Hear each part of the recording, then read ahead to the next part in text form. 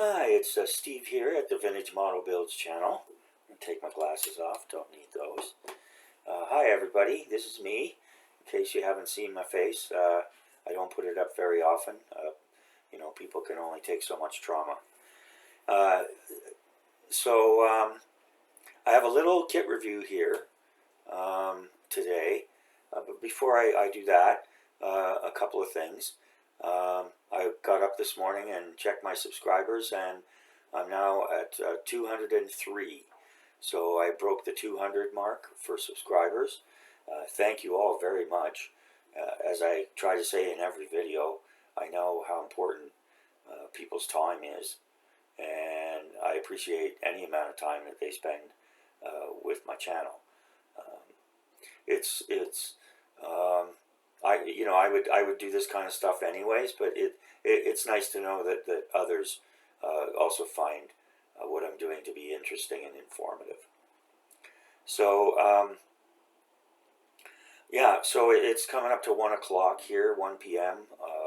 On Vancouver Island on Canada's west coast, and it'll be approaching 9 p.m. In the UK, where many of my fellow friendly modelers are. And I guess depending on your traditions, you'll be finishing up your dinner or maybe just sitting down to it. So I just wanted to just make a short note and wish everybody a very Merry Christmas, and hope that 2024 brings you all the best of the good stuff and as little of bad stuff as possible. And so special thanks to two subscribers in particular, Mr. Peter Oxley and Zinzan Scale Modeling. Both of those have made my re-entry into the hobby really,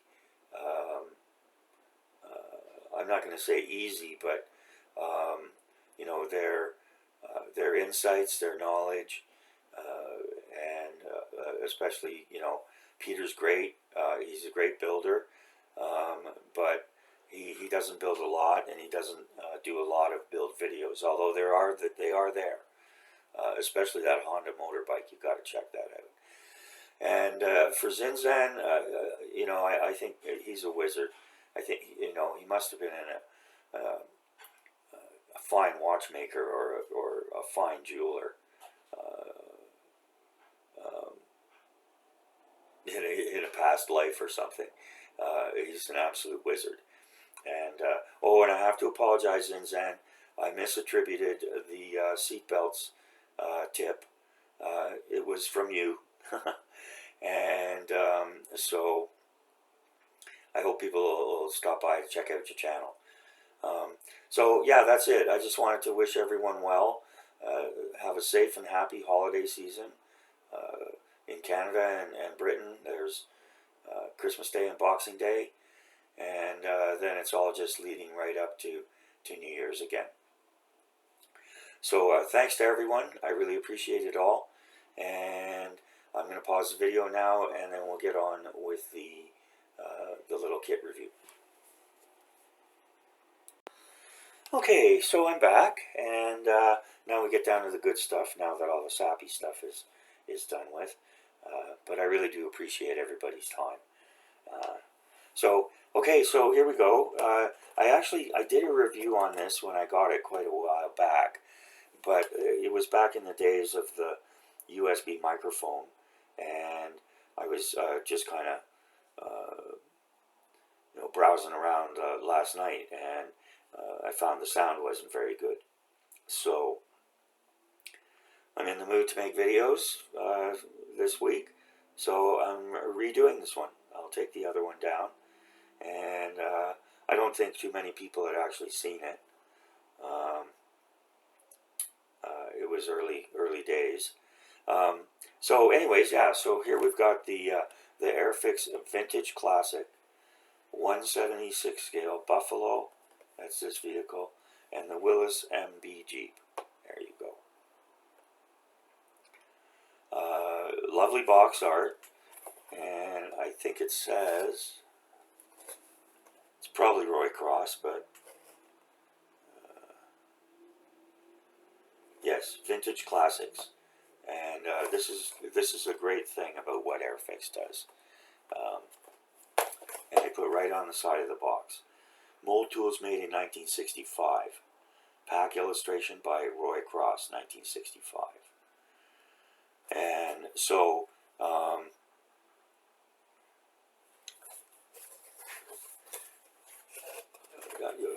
for anybody who's kind of interested in collecting,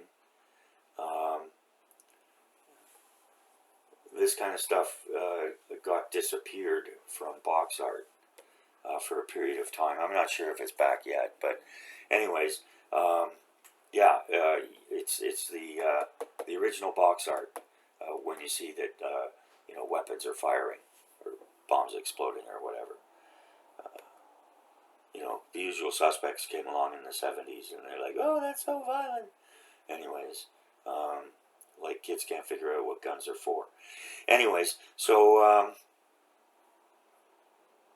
yeah, I was kind of intrigued by it. You get two vehicles, so what the heck?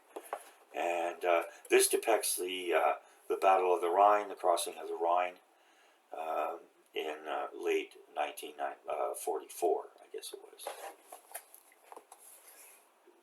Little note here, this landing vehicle was designed for the U.S. Army, later used by the British Army. Box also contains a 4x4 utility truck. That's the Jeep. Although usually associated with the Pacific Theater, toward the end of the war, LVTs were employed in Europe as well. And then it gives you the length. Total piece is 107. They note skill level 2, and they include on the side of the box what you're going to need in the way of glue and paints.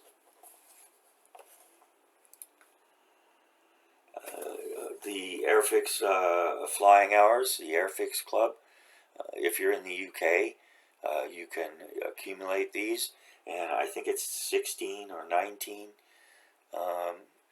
flying hours, and they'll send you out a free kit for the cost of postage. So, and if you're not interested in that, you're in the UK, or you're outside the UK and it's not practical for you to belong to the program, then you can always cut out and send your flying hours back to Airfix, and they'll donate them to a UK charity called Models for Heroes. And it's a charity that helps first responders and ex-military people who are experiencing trauma as a result of their service and duties.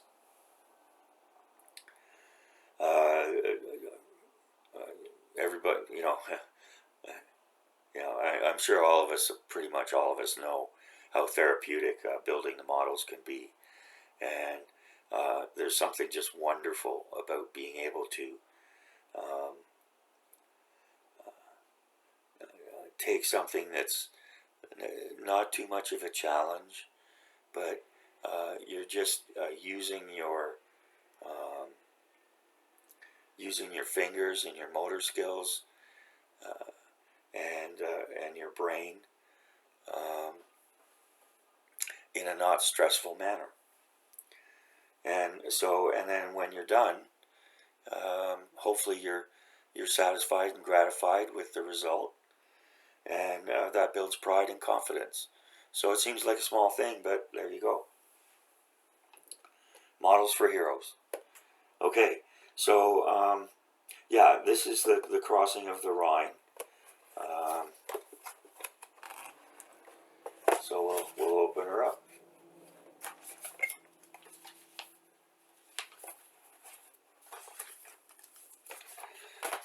We'll go through the instructions last, but they're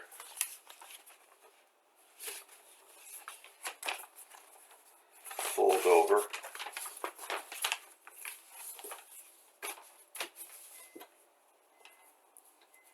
Get decals.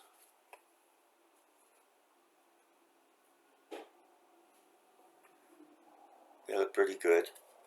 I think the only Airfix kit I built is the World War One 176 Mark I tank, and it didn't have any decals, although it said it did. But anyways, so yeah, we've got stars here, and vehicle designation, registration, all that stuff. Something like that doesn't have a lot of decals anyways.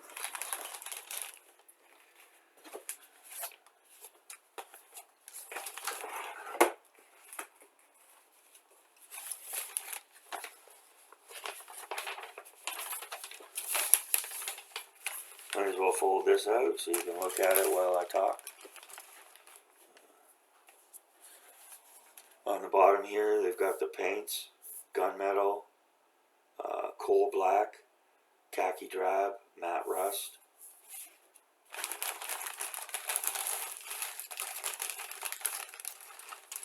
And we get one bag. I'll move this now.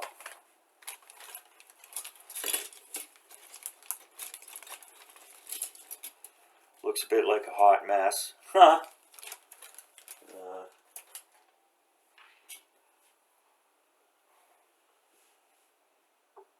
But you'd expect for the vinyl tracks, they look okay. They seem to be pliable.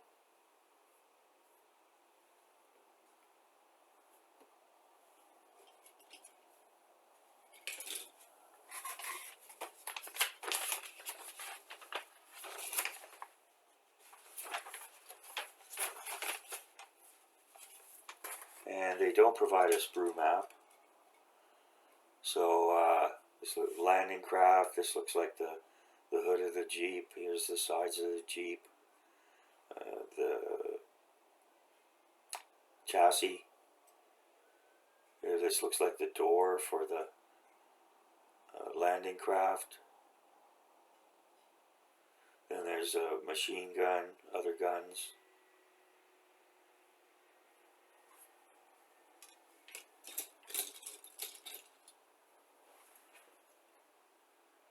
There's the wheels on one side.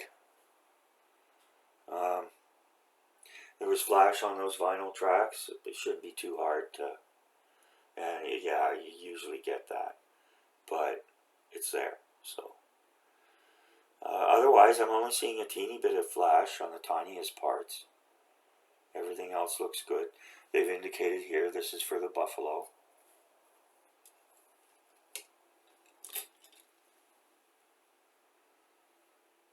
More wheels. These are probably for the Jeep.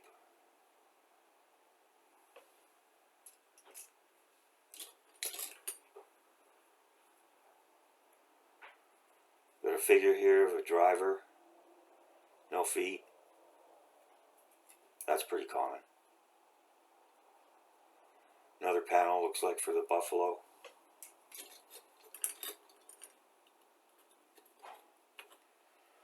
We've got pieces off the sprue here. It looks like the sides are in two parts, and one gets glued over top of the other. Here's the body of the Jeep.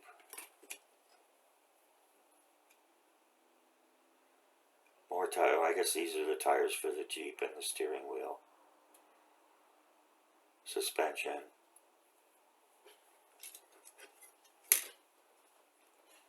And then we got the top of the Buffalo. And there's a little bit of clear plastic here. I'm not going to take it out of the bag.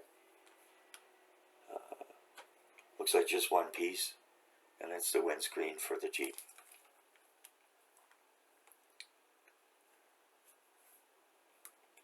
Looks clear.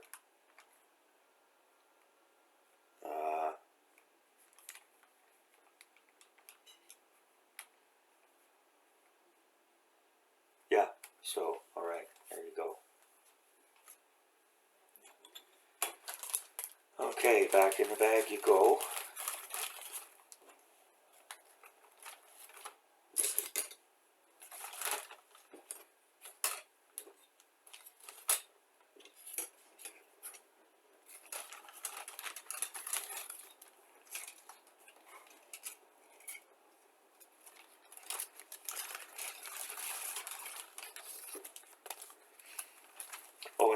the other video that's going to be deleted with the same subject here, um,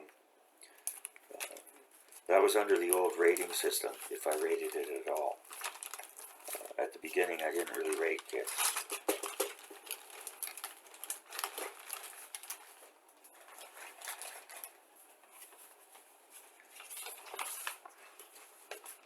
Okay, so yeah, we get the fold out here.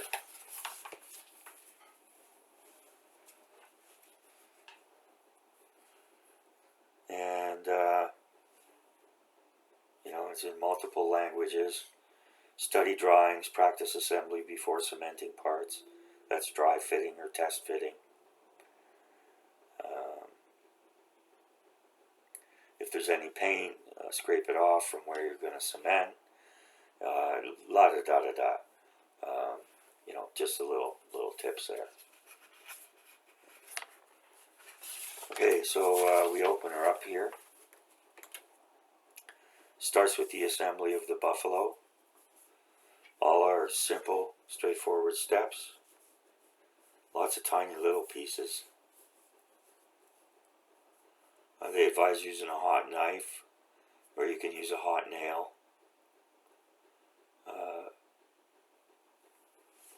I found I end up having to super glue them anyways, so, but it's up to you. Yeah, and so, you know, all those details. Then the Jeep, again, lots of little parts. So you can go wild with your OCD. And then here, it's not gloss, but it is in color. There's only a few colors, as I said before. And it gives you the decaling. And yeah, so. And then, as always with Airfix,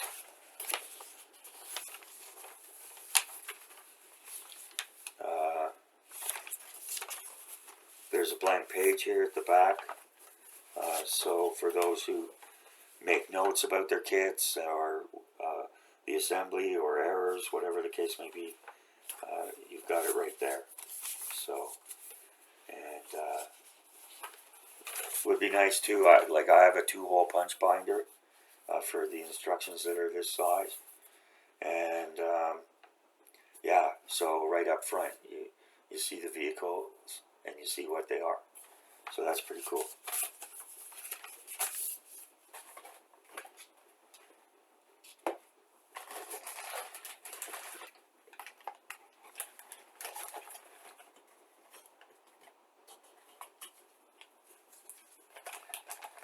The Airfix decals feel okay, so I'm not that picky about them.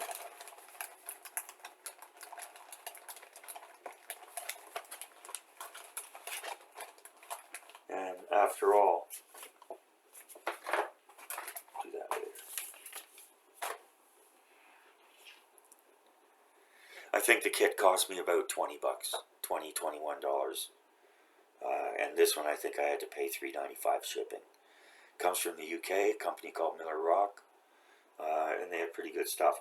Pretty surprised about the mess of the parts in there. I would have expected everything to be on the sprues and so forth. This almost looked like somebody had started to build it, and then, excuse me, gave up on it, resealed it, and, you know, took it back. I don't know. Anyways, so the external packaging was great, and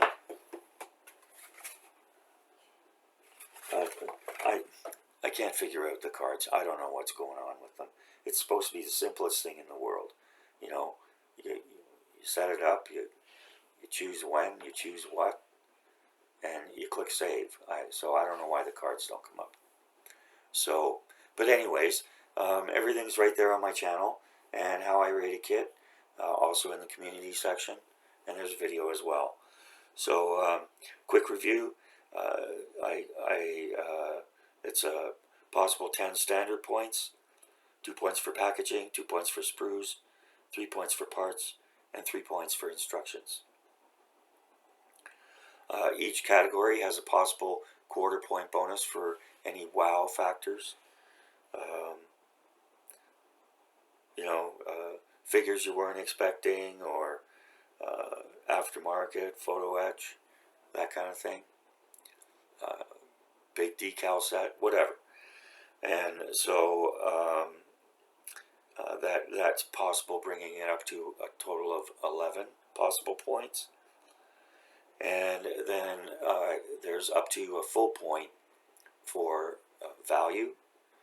And I rate value not just based on the, you know, how, you know, what the kit cost, but how I try to kind of estimate how many hours of enjoyment am I going to get out of it. And so, hey, you know, you spend 25 bucks or 30 bucks on a little kit like this. 30 would be pushing it for me. But yeah, $25 certainly very reasonable, and you're probably going to get, especially if you paint it up, you know, you're going to get a good few hours fun out of it. So, and you'll have something to put on your shelf when you're done, and be proud of, hopefully. Alternatively, if you know, you just want to bang it together, and you could probably do it in a couple hours, 3 hours straight, something like that. Okay, so that's it for this video. Once again, Merry Christmas to everyone. I'll be seeing you over the holidays. And to all the gang at Peter Oxley, there's too many to name. Forgive me if I miss anybody, but there's David, MD, Stuart, the other Steve,